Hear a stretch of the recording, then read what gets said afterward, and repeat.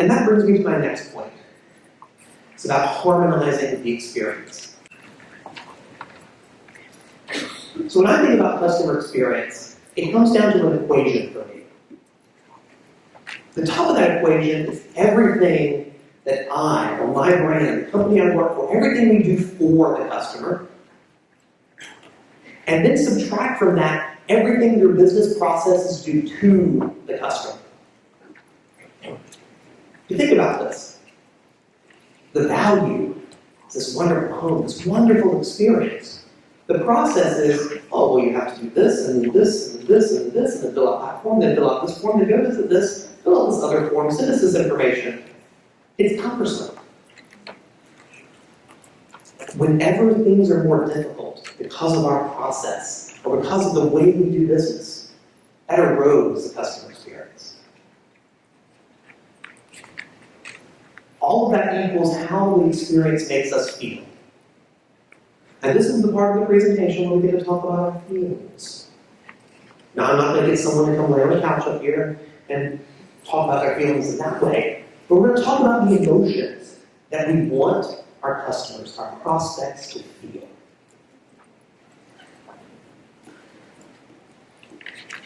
I've never found a home builder who doesn't love to talk about their homes. Our homes are the most beautiful. Our homes are the most luxurious. We have all the little details. You should see our crown molding. It is just delightful. I mean, they'll tell you every little detail about how great it is, right? Because they know what emotions they want the product to convey.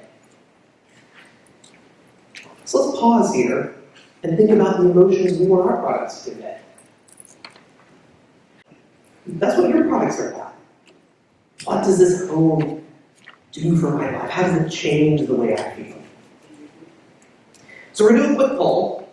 Now that Meredith has fallen on the sword and helped us figure out the technology, thank you, Meredith. You can text to that same number. What emotions do you want to convey? Ease of living, luxury, simplicity, convenience, style, efficiency.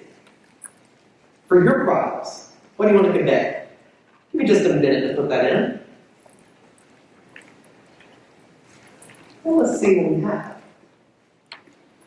Ease of living, luxury, style. Oh, ease of living, luxury, simplicity. Ooh, here we go. Wow, ease of living is definitely winning out. But luxury and style are coming up there.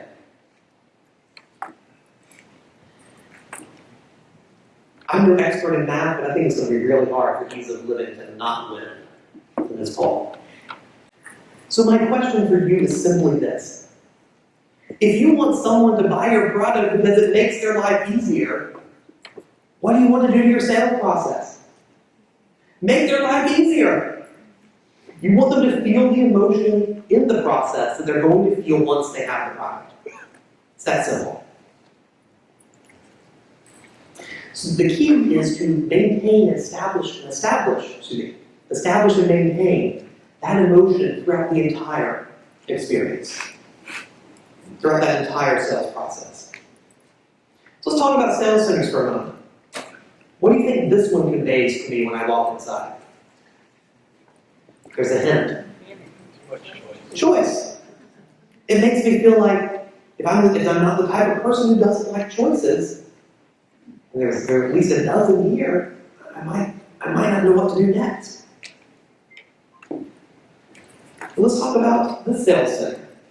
What does this emphasize? Location, location, location. They love their location so much, they put a map on the floor. But that location might make my life easier. It might make my commute better. Or how about this particular sales center? We're all about the lifestyle. I want to cook in that kitchen. I want to wake up every day, get my coffee in that kitchen. So all of these elements create a certain emotion. The experience we provide when someone walks through our door, that creates an emotion. We want it to be aligned with what they want it to be. And here's where an important point comes up. What if this prospect wants something that I don't have? Maybe I should convince them that what they really want is something I have. And I'm here to give you a very controversial piece of advice. If you believe in your heart that your product is not the right product for that customer, what's the best thing you can do? Tell them so. Tell them so. I love that. Let them walk away. Here's why. Because whenever someone makes a purchase, and Stan and I will talk about this more later, they want to tell people about it. And if they walk away feeling, gosh, this may not be the right purchase, this may not be the right home for me, they may have just pressured me into that. And not in a good way, like we're at a spot. They might have just pressured me into that. What are they going to tell their friends? They're certainly not going to tell them to come visit you. They're certainly not going to tell them that you're the nicest salesperson they've ever met. That's not happening. That word of mouth is the most valuable thing to us. Because all of the investment we've made in building that relationship with the first customer pays off when that customer introduces us to 3 or 4 more potential customers.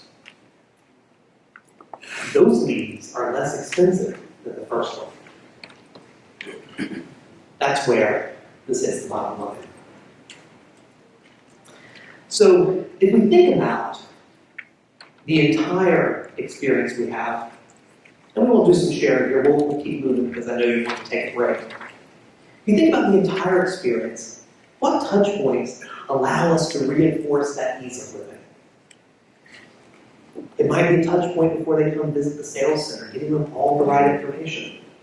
It might be when they walk through the door of that sales center, having a great first impression. As we go over into the model, we want to make sure that the transition out of sales mode into exploration mode is very seamless.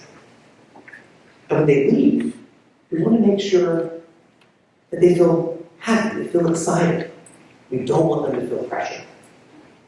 So every touch point of the process, that's every time we interact with the customer, we should reinforce the emotions we want them to feel.